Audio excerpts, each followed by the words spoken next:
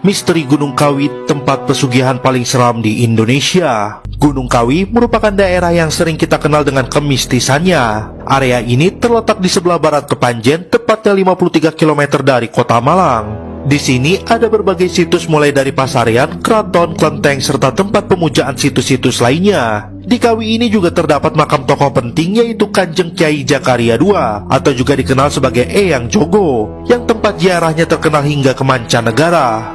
Tak hanya itu, ternyata banyak juga orang yang berdatangan untuk ngalap berkah di area pesarian Gunung Kawi ini. Mereka datang untuk meminta pesugihan, berdoa dan berziarah, sehingga hal ini secara tidak langsung membuat daerah tersebut makin ramai. Apalagi dalam waktu-waktu tertentu, Gunung Kawi sudah seperti pasar malam saja.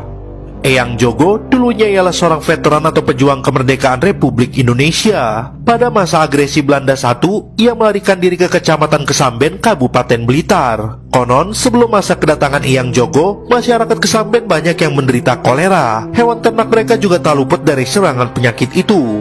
Uniknya, semenjak Eyang Jogo singgah di Kesamben, warga yang menderita kolera tiba-tiba sembuh. Ternak mereka kembali sehat. Sejak itulah, sosok Eyang Jogo dianggap bisa mendatangkan tuah atau keberuntungan bagi orang lain. Ia sangat dihormati masyarakat setempat. Kabar mengenai Eyang Jogo lekas menyebar ke daerah-daerah lain. Padepokan yang didirikan Eyang Jogo di Kesamben sampai tidak memungkinkan lagi menampung murid yang ingin belajar padanya. Akhirnya, ia memerintahkan seorang muridnya yang bernama R.M. Imam Sujono untuk membuka lahan baru di lereng Gunung Kawi. Sejak pembukaan lahan baru yang difungsikan sebagai padepokan itu, kawasan Gunung Kawi tidak pernah sepi. Setiap hari selalu ada orang yang hilir mudik di sana. Mitos pesugihan Gunung Kawi bermulai dari situ. Ketenaran Gunung Kawi sebagai tempat pesugihan sudah tersebar ke seantero negeri. Terlepas dari benar tidaknya praktek tersebut, sejumlah orang yang datang ke petilasan Eyang Jogo menyampaikan perbedaan yang dialaminya sebelum dan sesudah mereka datang ke Gunung Kawi. Dikutip dari berbagai sumber, pendirian perusahaan rokok Bantul bermula dari kunjungan pemiliknya ke Gunung Kawi. Ide untuk memulai bisnis salah satu rokok terbesar di Indonesia itu diklaim didapatkan setelah konglomerat Oh Hak Leong datang ke petilasan Eyang Jogo. Pendiri Salim Group Liam Soliong juga diceritakan pernah datang ke Gunung Kawi. Sampai sekarang, ada beberapa macam peziarah yang datang ke kawasan makam di lereng Gunung Kawi itu. Ada yang datang seorang diri, bersama keluarga, atau malah datang secara rombongan dengan jumlah besar. Tujuan mereka juga berbeda-beda. Ada yang khusus berdoa mengharapkan keberkahan, ada juga yang sekedar wisata.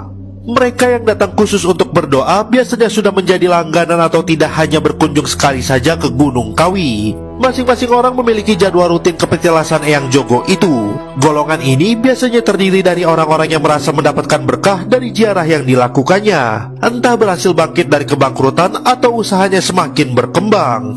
Untuk masuk ke petilasan Eyang Jogo di lereng Gunung Kawi, pengunjung dikenai biaya masuk. Ada beberapa macam tarif yang bisa dipilih para peziarah. Pihak pengelola juga menyediakan paket-paket khusus untuk syukuran yang akan diadakan oleh peziarah.